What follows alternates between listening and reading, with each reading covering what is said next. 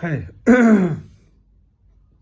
I don't have the freedom to make some of my videos as freely as I could have thought of. That's why I am choosing a very informal method of uploading my views on certain essential topics. Essential in the sense that the subjects which are often deliberately confused because of misunderstanding and misconception, deliberate misunderstanding being created. Budget is one such issue which is being bombarded with not only contradictory interpretations but most importantly with deliberate attempts to give a total negative picture of the budget, that is the most important policy document of the government. It's a document which is the practical example of all the other policies that a government follows. For example, the federalism, socialism, secularism, all these ideas and the policies based on these ideas, they can be best exemplified. And if you want to give example to the ideology, the policy of a government and the ideology behind those policies, then nothing comes as concrete and evidence as budget. So budget represents the concrete, solid, tangible aspect of what a government actually does. So I have decided to explain or analyze the budget from some constitutional objectives of, let us say, how to understand federalism beyond an idea, concept, and in terms of actual facts and figures. How does federalism actually, in terms of numbers, function? So, budget is an example how to explain federalism in true mathematical sense. Similarly, socialism, or more broadly, the entire operation of economy, whether it is capitalist or socialist, or to what extent it is socialist, to what extent it is capitalist. Do this categorization or capitalism and socialism really matter when it comes to the actual execution of the policies, or are this categorization only theoretical? Does it indicate that a good socialism is possible only through a good capitalism? So that is the second aspect, how to understand socialism and liberalism through budget. And third, can we also understand other than socialism and secularism, federalism, can we also understand secularism through budget? Yes, very much. So these three top constitutional objectives, long-term objectives, secularism, socialism, federalism, can they be really understood in through facts and figures, the facts and figures which are real, actual? So these abstract ideas of secularism, federalism and socialism can be best understood and explained with evidence, verifiable evidence. I mean, if there could be signs of understanding this concepts, secularism, federalism, socialism, that is budget. So let us see federalism. So there is a one-sided attack on Indian idea of federalism and the government at the center executing federalism. So it is one-sidedly accused that the central government, all central governments have been accused of being, even if a central government was completely comprised of regional parties, state parties, even those coalition governments, they were criticized for being anti-federal or too much, over much centralist. So this is a tragedy or the curse of each central government in India, that they are criticized. Even if they are formed by regional parties, dominated by regional parties, they are cursed to be criticized. Okay. The fact is that this criticism of central government is more because of the political differences between a state government and the central government rather than any constitutional and legal issue. Okay, let us see, let us examine it through the data, the facts and figures of the budget. So they say that in India, center is very powerful, all important taxes are in central list, this, that. But let us have a look at the budget. Out of 45 lakh crore that center is going to spend this financial year 2023-24, that also includes around 20 lakh crore, to be more precise, 18 lakh crore borrowing. So 17 point some lakh crore borrowing and 28 point some lakh crore the government revenue, including taxes. So out of 45 lakh crore total government income, that government is going to spend, around 18 lakh crore is borrowing. So from this entire income of Government of India is going to transfer 18 lakh crore plus to states. It means that the amount that Government of India is going to transfer to the state is exactly the amount that Government of India is borrowing. It means, and we can say that Government of India is paying to states, that is known as central transfer from the center to states under various structures, like we have transfer under devolution of states, and we have transfer as per the recommendation of Finance Commission for local bodies, and then we have some other special grants. So total and cumulative transfer from center out of 45 lakh crore is 18 lakh 62,874. In round figure, you can remember it as 19 lakh crore. 17.5 lakh crore, almost 18 lakh crore is the borrowing of the government. It means that the borrowing of the central government is almost equal to the total transfer from central government to states. Out of 45 lakh, if you are transferring 18 lakh crore, is it a small amount? Can there be a better example of federalism than this data? अपने 45 लाख करोड़ में से 18 lakh crore states को दे रहे, क्या इससे कोई better federalism का example हो सकता है?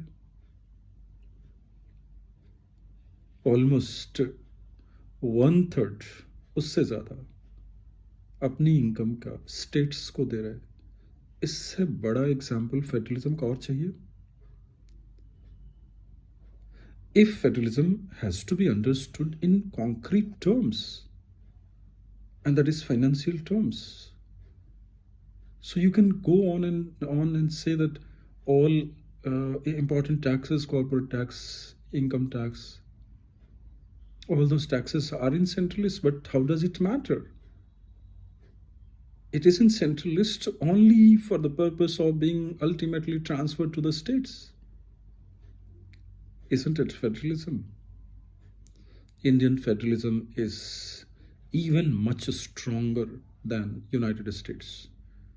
A federalism doesn't necessarily depend on dual citizenship. Rubbish. It's not necessary. Dual citizenship, dual constitution, dual polity, dual Supreme Court, High Court, not necessary. Just because it is followed in US, it would be slavery to follow that model. it will indirectly promote separatism in India.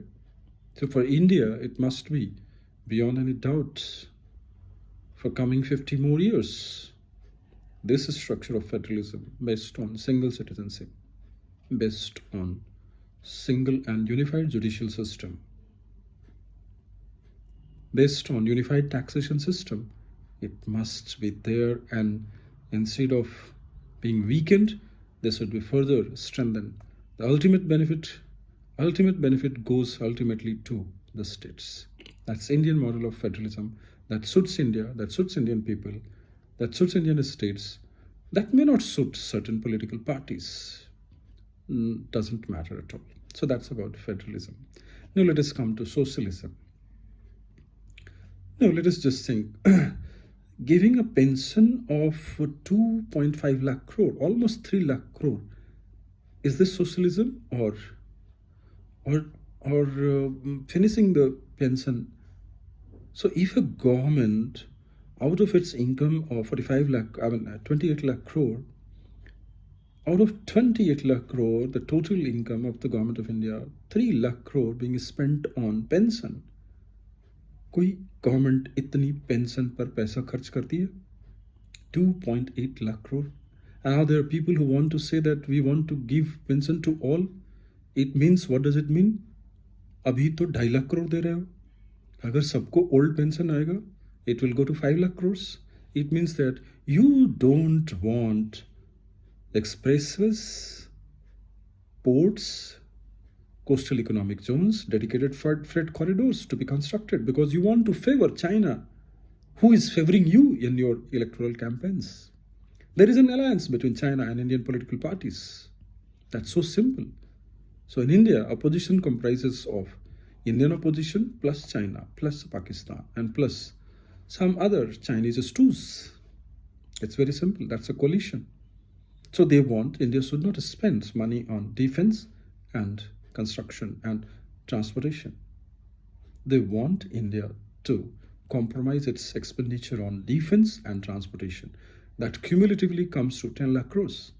So by diverting the fund from transportation, expressways, dedicated freight corridor, they want to divert that money towards all kind of rubbish schemes, which can buy them vote, but will not save the national interest. That's the opposition in India. So a government that spends 2.5 lakh crore out of its income of 25 lakh crore, 28 lakh crore, it's an enough example that it's a socialist. Next, let us come to see. The next is that the government gives 3 lakh crore worth subsidies. So if a government spends almost 10% of its total income on subsidies, if this government is not socialist, then which government is socialist? 10% of its total income being spent on subsidies, and that too fertilizer subsidies, urea subsidies, food subsidies, and there are many other subsidies for many other weaker sections of society.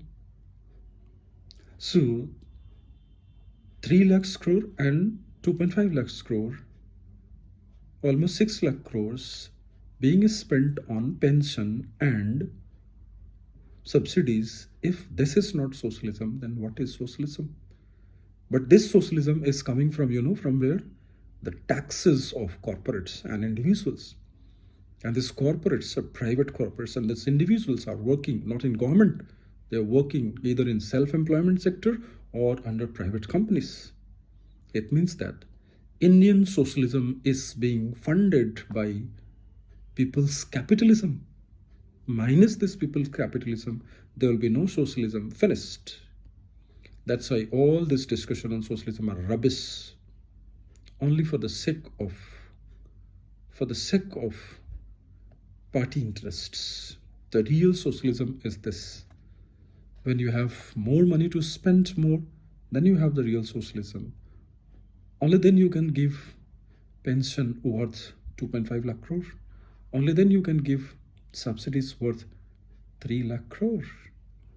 So if these companies are not paying taxes, if these individuals are not paying taxes, If the middle class, which contributes almost 80% to GST, some people argue and keep on rubbishly arguing that poor people also give GST. That's rubbish, man. Try to understand. The purchasing power of the poor class is so poor that they purchase very less amount of commodities and services. So it means that the class, even though in size it may be 60% of the population, but its purchasing power is so weak and small that their contribution in GST is 20%. 80% GST is given by upper class and middle class of India. So almost close to 50 crore. This middle class, 80% contributes to GST. So middle class kahan se aata hai? That also dependent on not government jobs, either in self-employment, entrepreneurship, or under private sector.